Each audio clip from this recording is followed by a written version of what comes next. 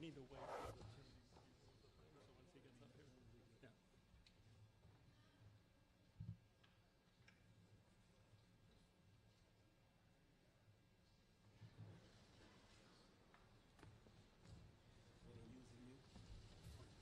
So nice to see you.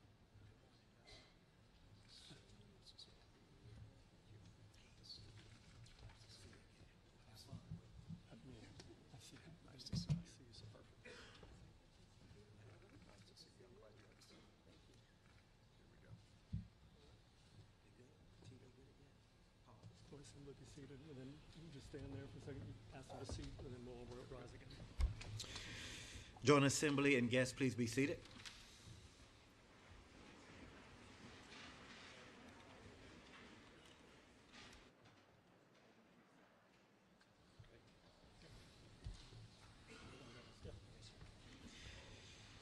As Speaker of the House of Delegates and President of the Joint Assembly, it is my pleasure to present to you His Excellency, the Governor of the Commonwealth of Virginia, the Honorable Glenn Youngkin.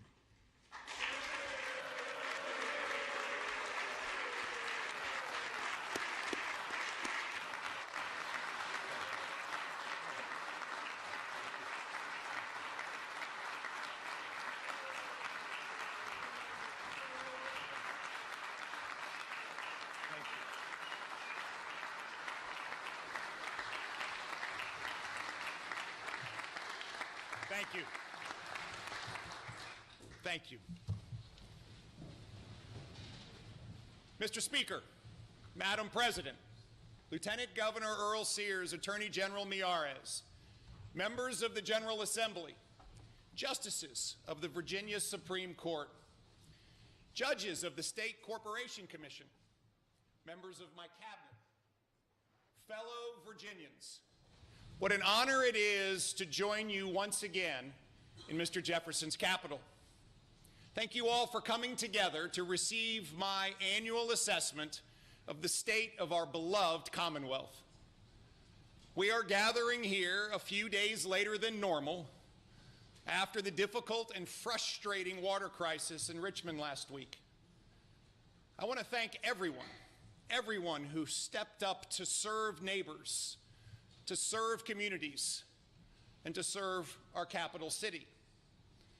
That includes the House and Senate clerks.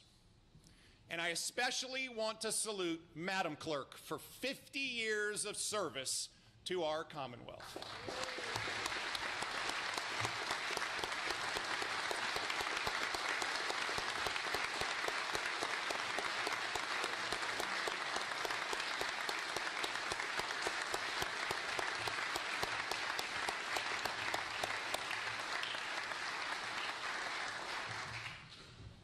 And let me welcome two new citizen legislators, Senator Cyphers and Delegate Singh, and now Senator Srinivasan.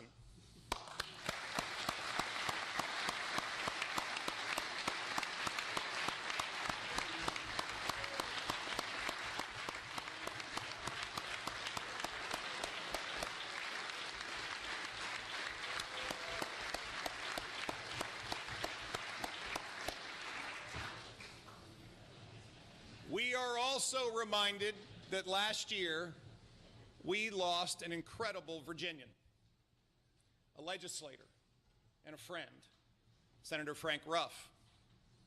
We all admired his selfless service to the Commonwealth. And as we remember Frank, let us reflect on the opportunity with which we all have, the opportunity with which we have all been blessed, the opportunity to serve. In that same spirit, I especially want to thank our gracious First Lady, Suzanne Youngkin. Thank you for loving me, and thank you for tirelessly serving Virginians.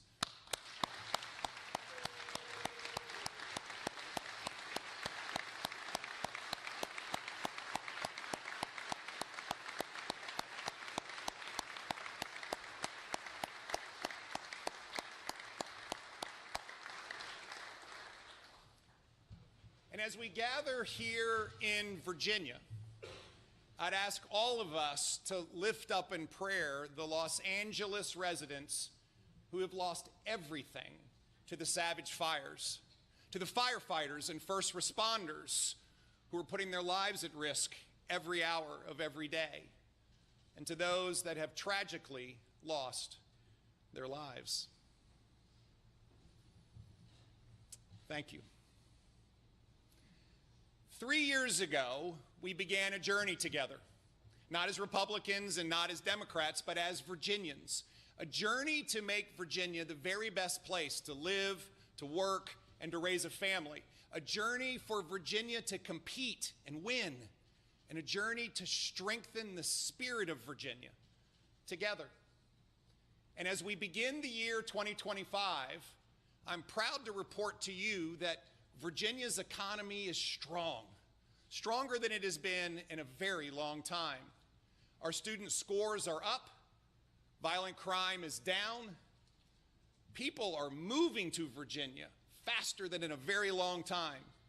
We've seen record job growth, record new business investment, and our state budget is projected to run a large surplus again. Our AAA bond rating ranks us as one of the strongest in the nation. Virginia is growing, Virginia is competing, and Virginia is winning. The state of our Commonwealth is strong, very strong.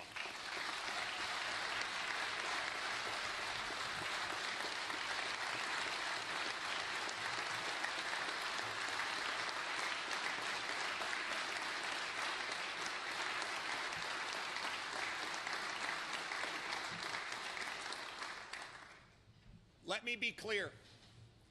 This strength is because of the work that we have all done together.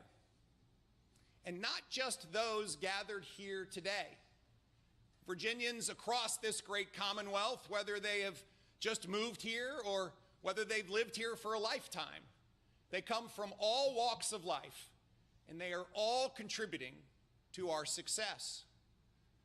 On behalf of our now 8.8 million bosses, I urge us to stay the course, to press forward boldly so Virginia keeps winning and Virginia keeps soaring.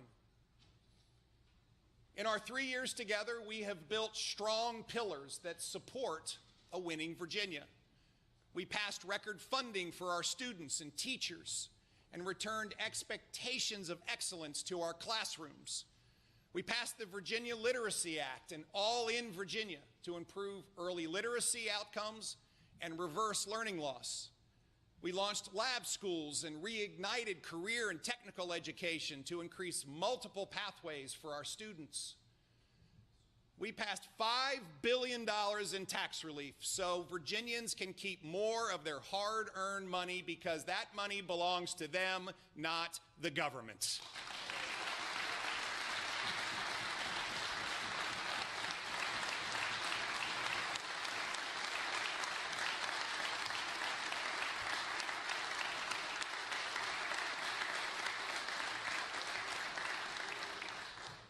We made it easier to do business in Virginia, streamlining 50,000 regulations. We invested in sites, transformed workforce development, and projected and protected the fundamental right to work in Virginia.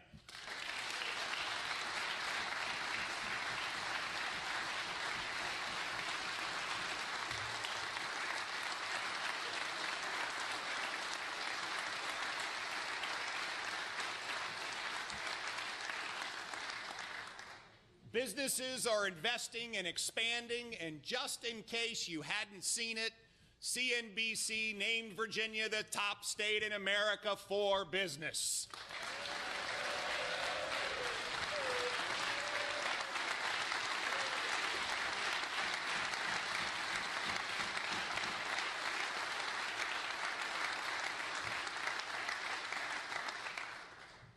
We've backed our law enforcement, delivered record funding and pay raises, took on drugs and gangs, battled the fentanyl crisis.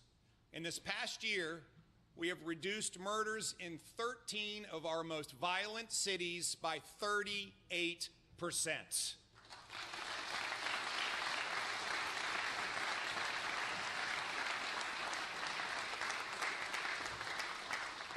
We're transforming our behavioral health system with right help right now, meeting the needs of Virginians pre-crisis, in crisis, and post-crisis.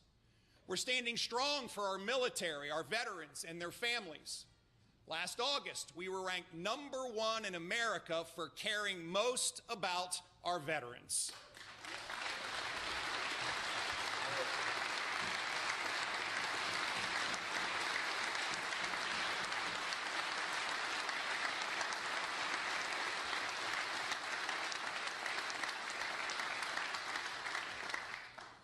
We're preserving Virginia's God-given natural resources, making huge strides towards our 2025 Chesapeake Bay goals, delivering the healthiest bay in over 2 decades.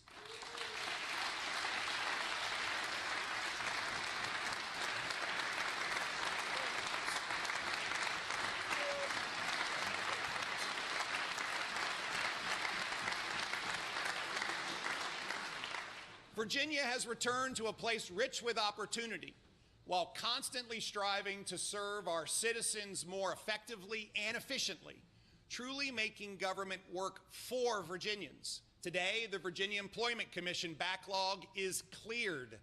Your wait time is down substantially at DMVs, and because of our efforts to streamline and reduce regulations, we're saving Virginians $1.2 billion annually.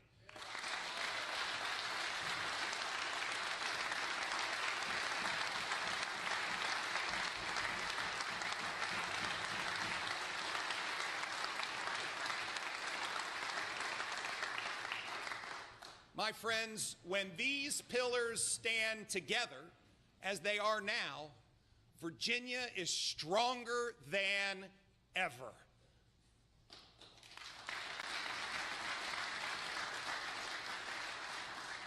What we are doing is working, but we cannot let Virginia stall. We must push Virginia to soar at even greater heights. And as you have heard me say many times before, our neighbors in North Carolina, South Carolina, Tennessee, Georgia, and Florida have been growing rapidly.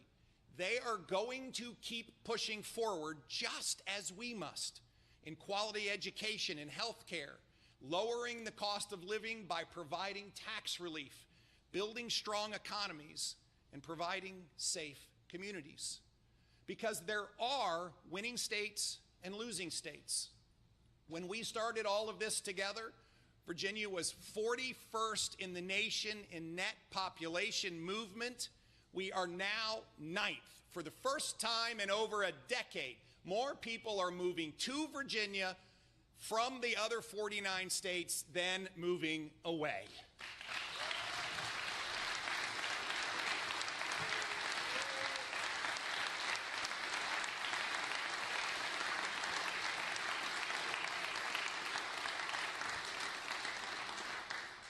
Virginia was bottom 3rd in job growth, and now we have more Virginians working than ever before. Certain states consistently attract people and attract jobs, and other states consistently lose people and lose jobs. And the reality is that Virginia must compete even harder than ever.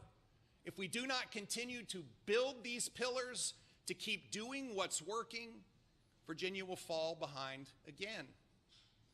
To keep soaring in education with our historic investments over the past 3 years, we must continue to expand and create new pathways, drive innovation, and propel the quality of education and accountability. I want to pause here to emphasize our investments in education have been transformational. 18% raises for Virginia's teachers, and over 50% increase in overall funding for public education. That's $7 billion. We have increased investment in K through 12 public education more than any General Assembly or governor has ever.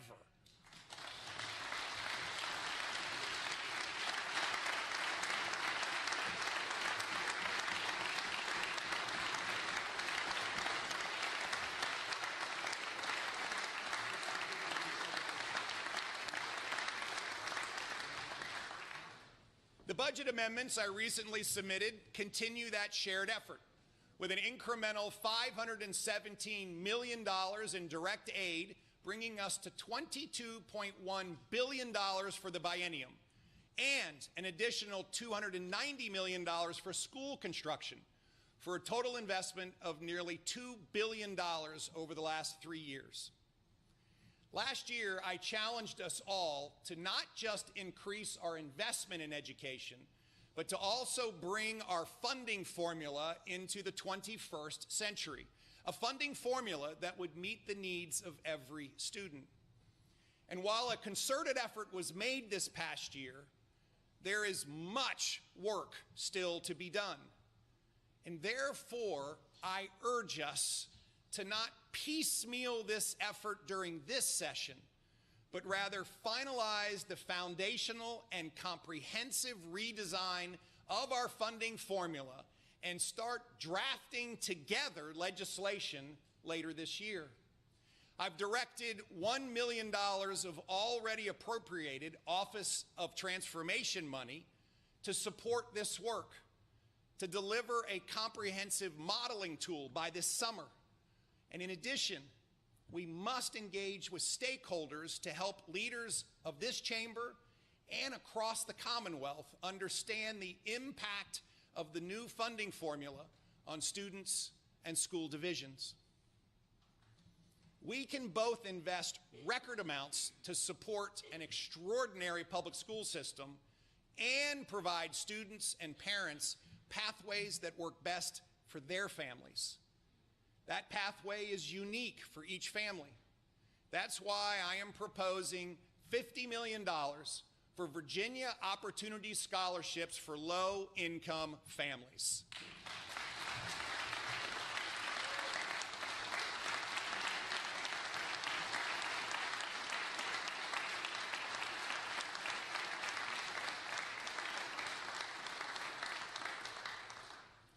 Look again to the states around us. Maryland, North Carolina, and even Washington, D.C. all have opportunity scholarships. Virginia Opportunity Scholarships will provide $5,000 for scholarships for 10,000 low-income families and do not take a single penny away from our existing education funding.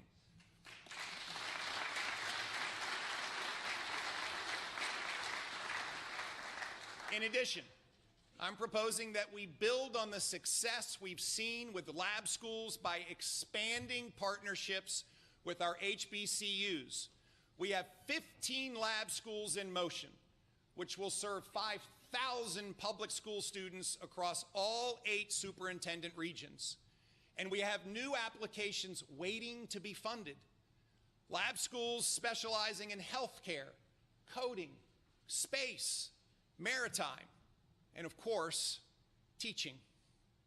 With us today is Riley Edwards, a student at the Future Educators Academy Lab School, a partnership between Culpeper, Orange, Madison, and Rappahannock counties, Germanna Community College, and the University of Mary Washington.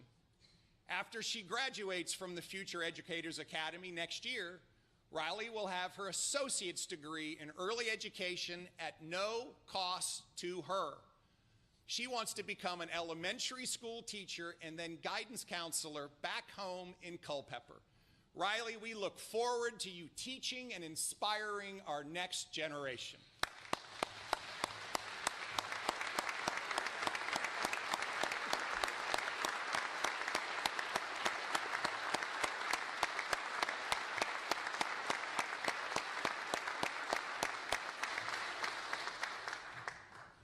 Let's work together.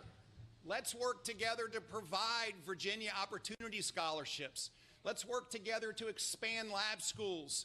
And let's work together to further career and technical education so parents and students can have multiple pathways to a great education. Even with our historic investments in education, there has been an existential crisis inside the classrooms. The use of cell phones and social media in schools. While these are remarkable innovations, the cold hard truth is that cell phones are damaging the developing minds of our young people. The data is clear. Teens spend on average 7 hours a day on their phones. Suicide rates have increased 167% for our young girls. Rates of depression are up 145% for our young boys. Last year, I issued Executive Order 33, calling for cell phone-free education in our K-12 schools. This year, every school division will have cell phone-free environments in their classrooms, with 100 school divisions bell to bell. In fact, many divisions across the state that attempted half measures found they didn't work and have now gone bell to bell. We know local leadership is critical. At Middlesex High School, the principal is tracking a dramatic decrease in disciplinary referrals and reports that lunch in the cafeteria is loud once again because students are talking to one another instead of buried in their phones. Please welcome Principal Susan Fleet, who is working so hard to help our students succeed.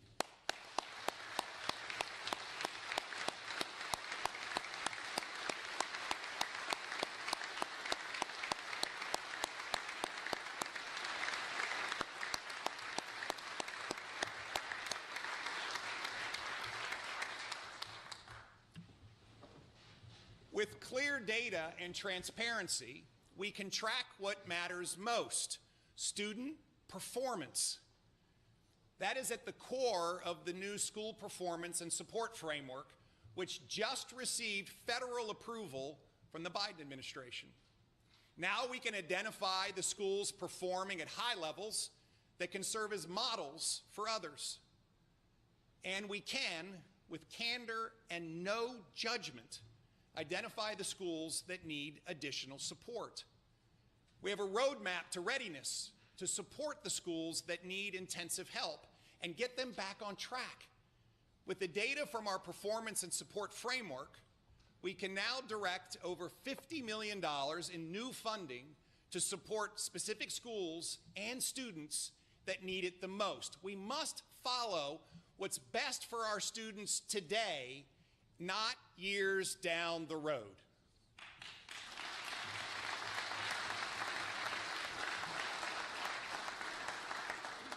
The combination of education, career pathways, great jobs, our thriving economy creates opportunity. When we started our journey together 3 years ago, Virginia had lost 140,000 people from the workforce. Today, jobs are growing like never before, with 257,000 more Virginians working versus January 2022, and there are more than 65,000 future jobs coming, tied to companies who have announced investments and expansions.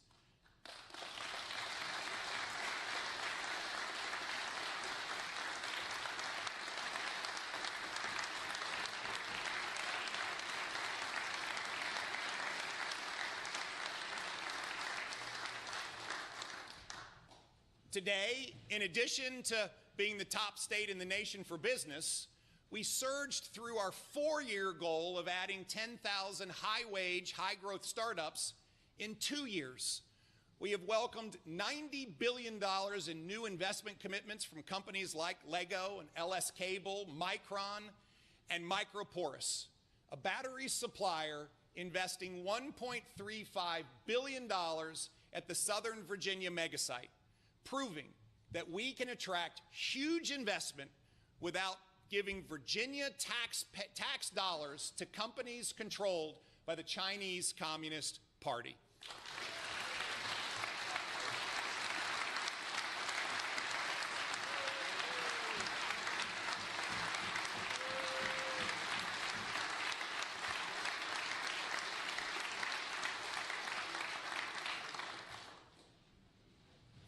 And these are great jobs, jobs that are the rocket fuel for our economy, lifting up all Virginians.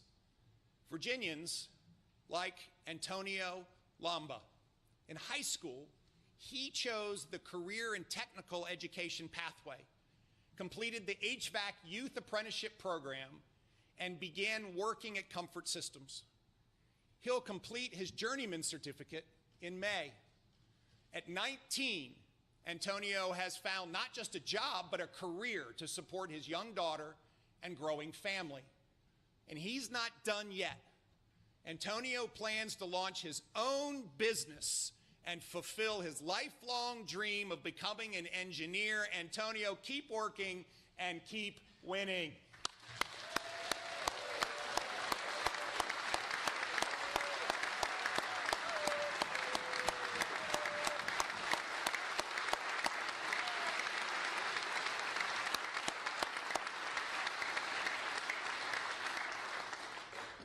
To keep Virginia booming with more jobs and more opportunity, we must continue to lower the cost of living with tax relief.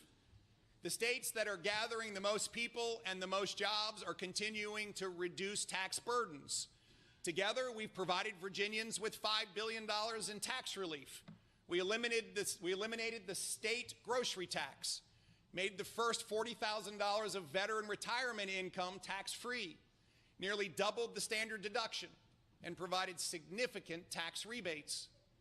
Leadership from both sides has said in recent weeks that we need to provide more tax relief to lower the cost of living. No surprise, but I agree. And that starts with the most hated tax in America, Virginia's car tax.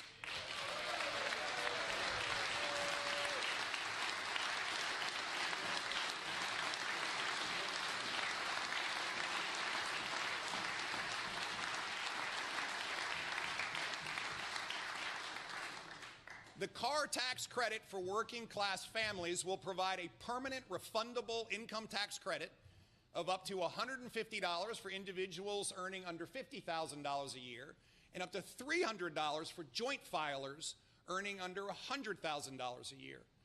We can fund the first 3 years with $1.1 billion of the state's projected surplus. And with the average car tax for a typical family of 4 being $290, it would fully cover their car tax while keeping localities whole.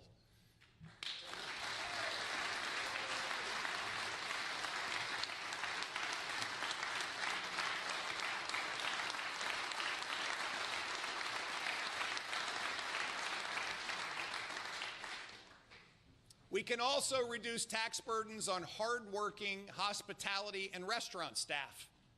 Kim Jordan works at Mary's Kitchen in Virginia Beach. She loves her work, she loves her coworkers, and she loves her customers. But there's not much left after she pays taxes on her tips. Right now, she's helping pay her daughter's student loans. And like many Virginians, there are car payments, rent, electric bills, and yes, the car tax. Together, we can put real money back into the pockets of hard-working Virginians like Kim, who joins us this morning after working both the breakfast and lunch shift just yesterday. Please welcome Kim, and let's make sure there are no taxes on Kim's tips.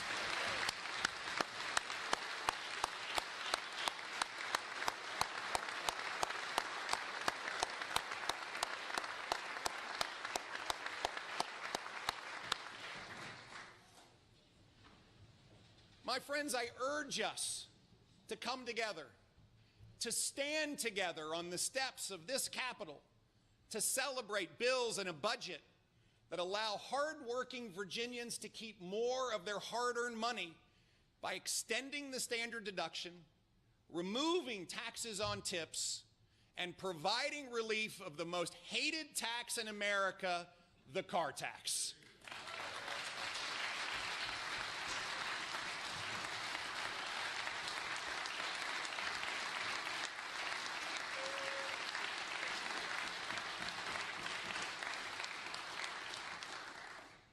To keep Virginia soaring, we must address one of the most pressing issues facing Virginia: power. The Virginia Clean Economy Act, passed in 2020, simply is not working.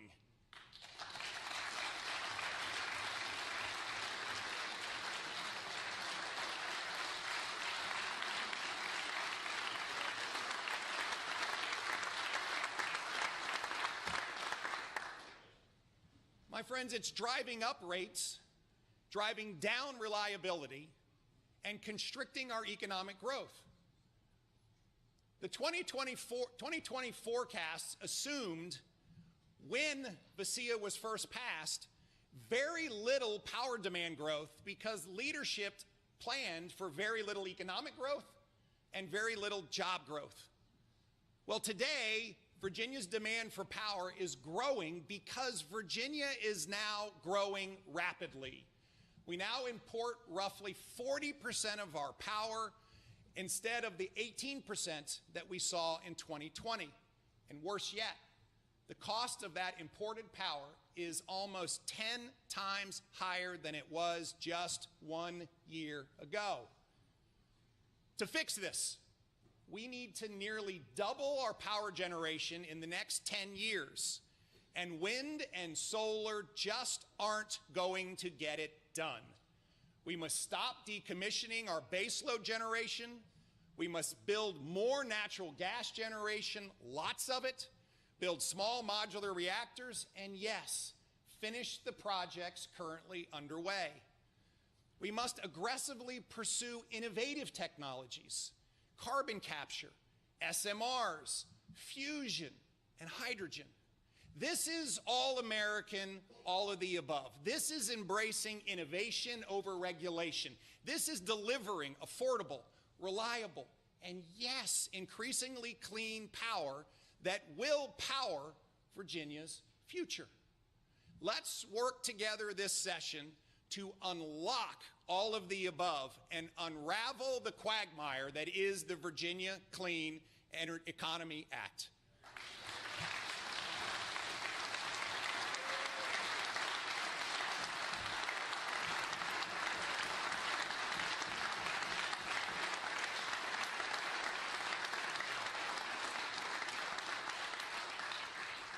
We also must not use our growing economy and growing need for power as an excuse to end local control of solar project siting.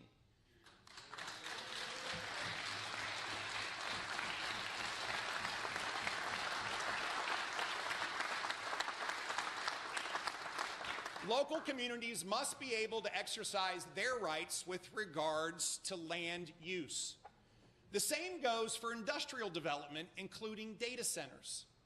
Data centers alone support 74,000 jobs, bringing in over $9 billion in Virginia GDP, and generate billions of dollars of local revenue, supporting education, public safety, and critical local services. We should continue to be the data center capital of the world.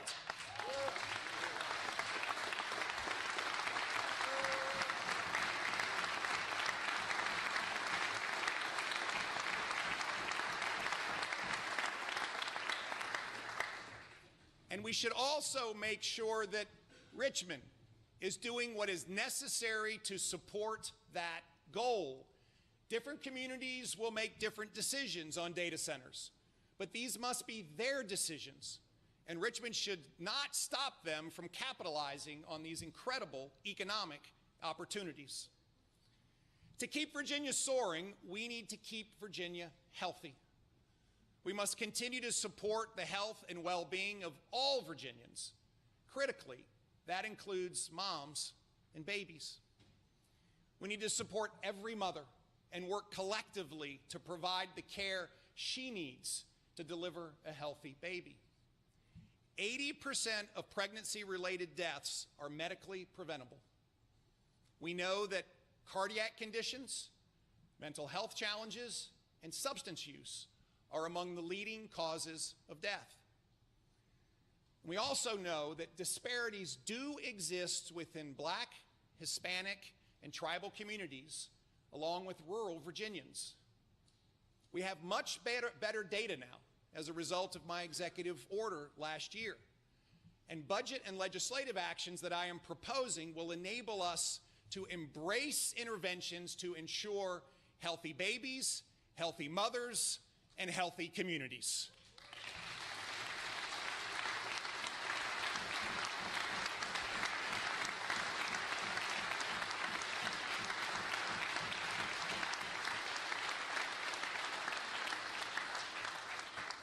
I'd like to thank Lieutenant Governor Earl Sears for her partnership on this most important effort.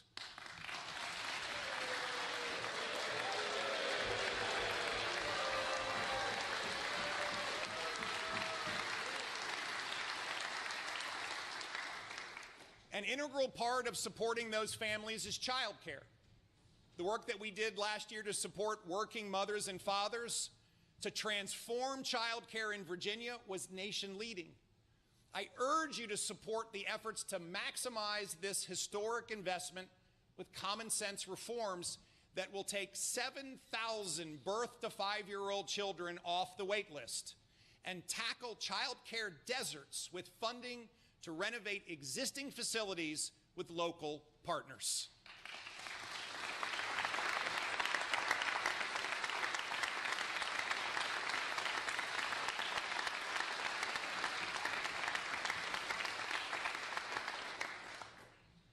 Strong communities also work to prevent harmful drug use.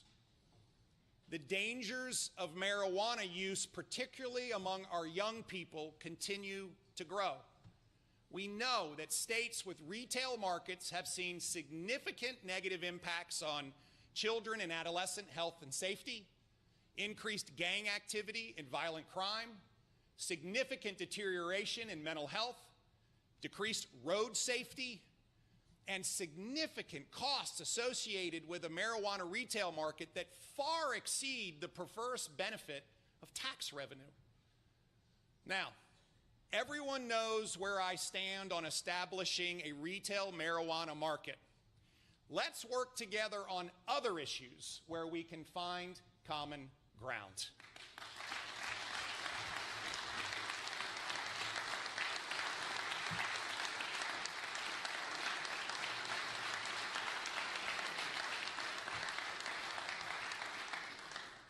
One of those issues is gaming.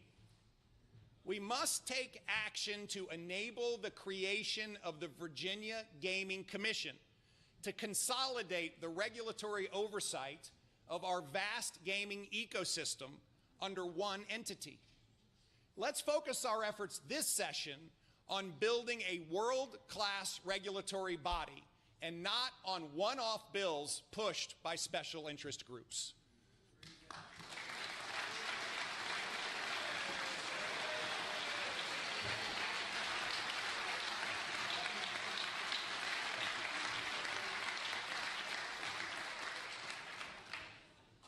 To keep winning, Virginia needs safe communities and must support our law enforcement heroes.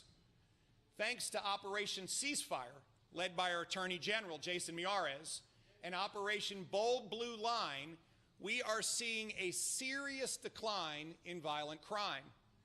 We unleashed the most aggressive drug interdiction campaign in the history of the Commonwealth, seized 16,000 pounds of illicit opioids, 550 of which was fentanyl, enough fentanyl to kill every Virginian 8 times over. We arrested over 1,000 people, seized 275 guns, and all of this was accomplished in 45 days.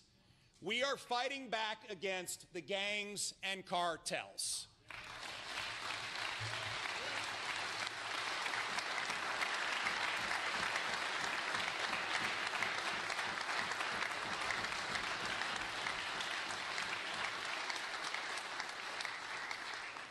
And we are now starting to see a decline in overdose deaths from illicit drugs, declining 23% in Virginia. And that's 9 percentage points more than the 14% decline across the nation. With us is Jennifer Johnson, whose precious son, PJ, was sold a Percocet laced with fentanyl. And PJ died. He was just 19 years old with his whole life ahead of him. And the drug dealer is still on the streets. In Jennifer's words, she wants us to remember that PJ shouldn't be defined by one bad decision. Jennifer, please know we are committed to do the work so no mother should suffer what you and your family have gone through.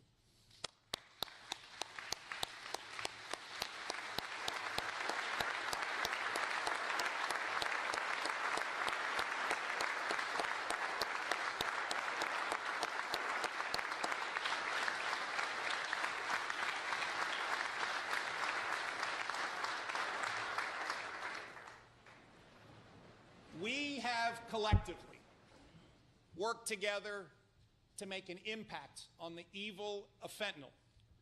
But to truly impact the drug dealing, we must raise the penalty to felony homicide when the manufacturer or distributor of illicit drugs or fentanyl causes a death.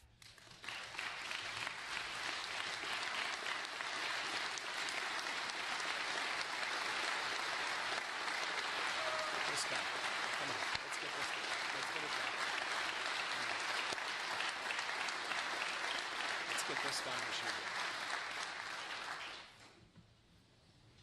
There are amazing quiet heroes in our communities who are engaging to build trust and have those important life-saving conversations.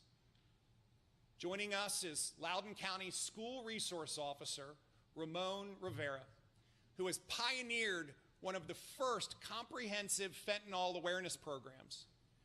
Deputy Rivera impacts over 2,000 students and parents, warning of the dangers of fentanyl through initiatives including the First Lady's It Only Takes One and the Attorney General's One Pill Can Kill.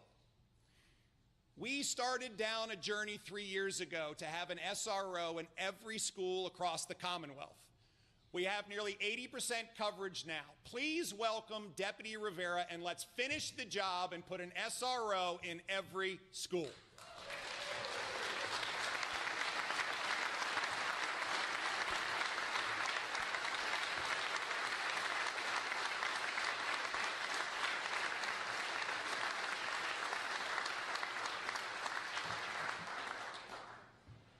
And even with heroes like Deputy Rivera, parents need the information about what is going on in their child's school to keep their children safe.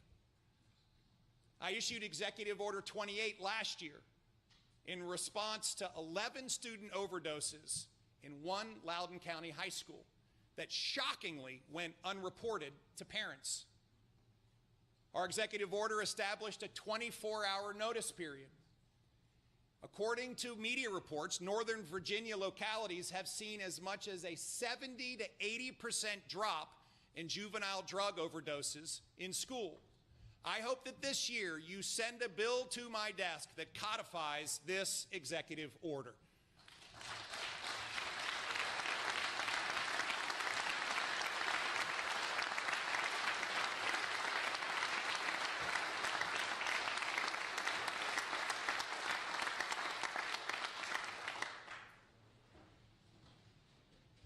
Let's keep Virginia safe.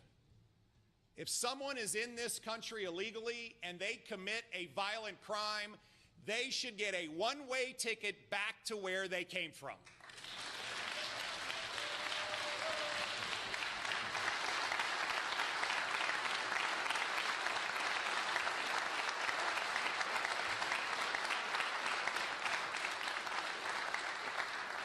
My friends, this should not be controversial.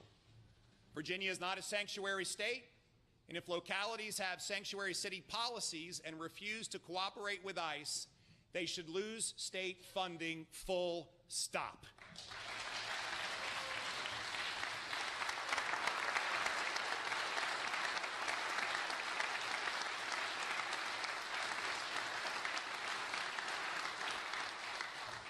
We are also seeing increased threats to our national security. with increased drone incursions over Virginia's sensitive and critical infrastructure sites. We've come together before to prevent the sale of Virginia farmland and real estate to entities controlled by foreign adversaries. I ask us to work again together. Send me a bill to make flying a drone over critical infrastructure a Class 4 felony.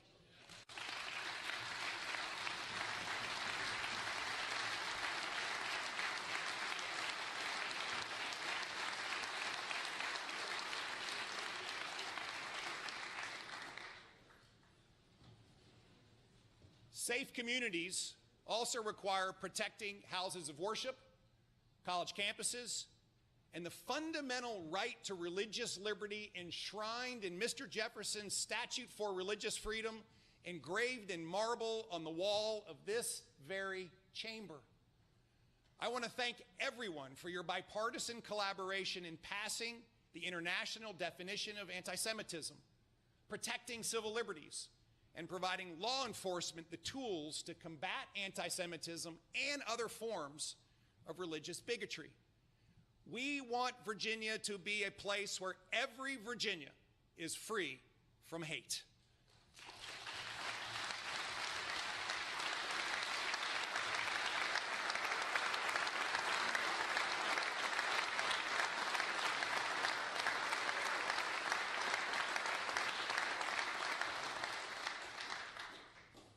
We are stronger together. At the end of September, Southwest Virginia was hit by one of the most significant disasters in its history. State and local resources from all over Virginia came together to prepare, to protect, and to rebuild. To rebuild after the devastating impact of Hurricane Helene. There were unbelievable stories of heroism, from rescuing patients off a hospital roof to rappelling into rushing water to save people who were in their cars. I was struck by the story of an amazing couple that I met and learned that they had been married for 57 years, Carl and Linda McMurray.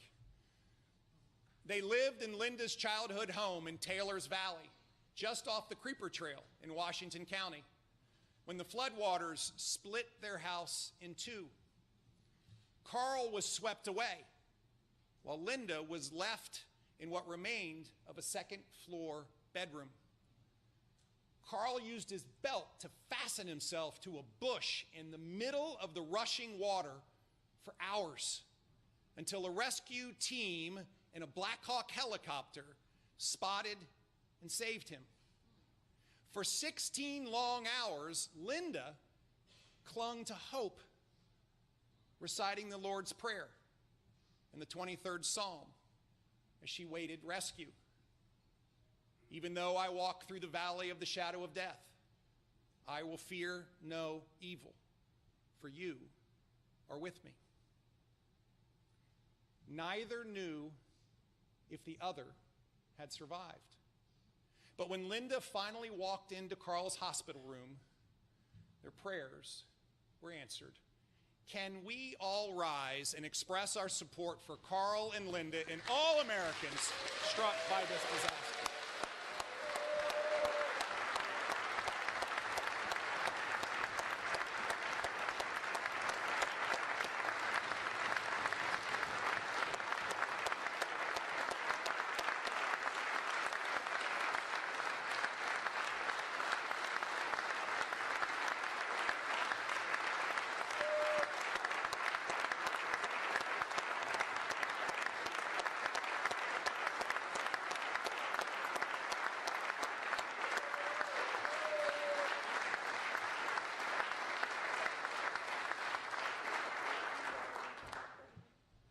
In December, I proposed creating a permanent disaster assistance fund to support life, safety, and housing-related recovery efforts for costs not covered by federal assistance, private donations, or insurance.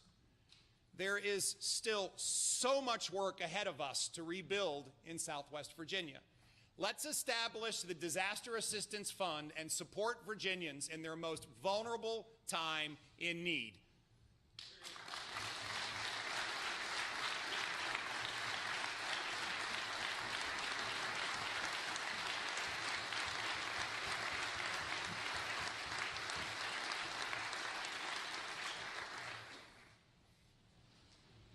Amazingly, joining Carl and Linda in the gallery this morning are two of the heroes who were part of the crew that rescued Carl that day. Let's thank National Guard Chief Charles Jackson and Chesterfield firefighter James Borden.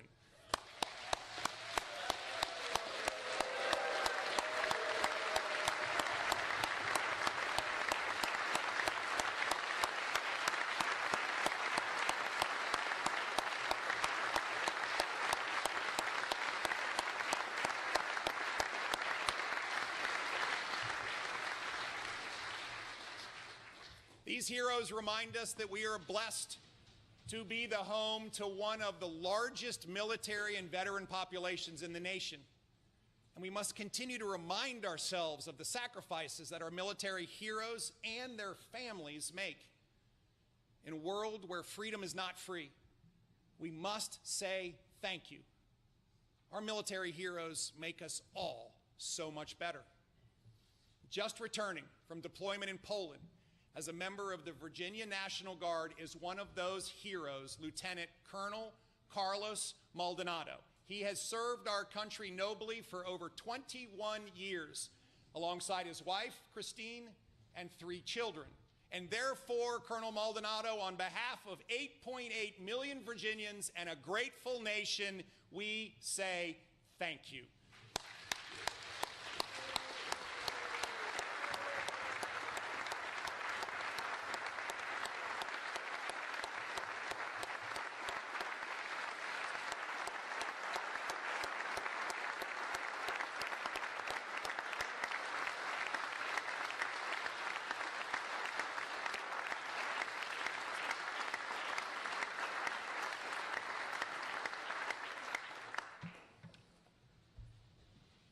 My friends, the spirit of Virginia is soaring, and she can soar to even greater heights. Our 12th governor, James Monroe, noted, "A free, virtuous, and enlightened people must know full well the great principles and causes upon which their happiness depends." This is our opportunity now to work together this session, not as Democrats and not as Republicans, but as Virginians, to further strengthen those pillars, those great principles upon which the strong and heroic people of this Commonwealth build their futures and pursue their dreams. God has and is truly blessing Virginia. What an honor and privilege it is to serve this great Commonwealth, to see her win, to see her soar. Thank you. And may God bless each and every one of you, and may God bless the Commonwealth of Virginia. Thank you very much.